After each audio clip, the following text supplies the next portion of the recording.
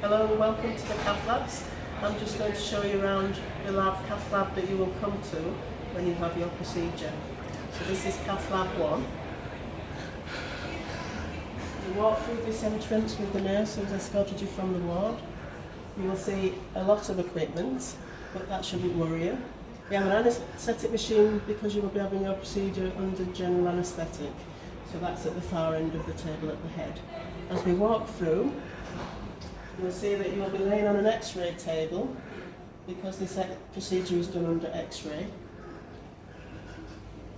What you need to remember when you get on this table, and the nurse will remind you, is the table is quite narrow because the camera, which you can see at the end of the table, moves round as the pictures are being taken.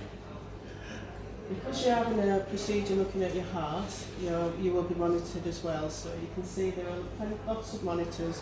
Some of them will be recording your heart rate and pressure, and the others are for the X-ray machine. When you're in the lab, there will be a number of personnel. There will be nurses like myself, also cardiac technicians who monitor all the ECG and the pressures, and a radiographer who will stand at this end of the table who controls the camera as it moves.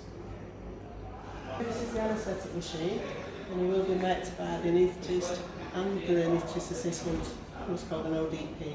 So they're the first people that you will speak to.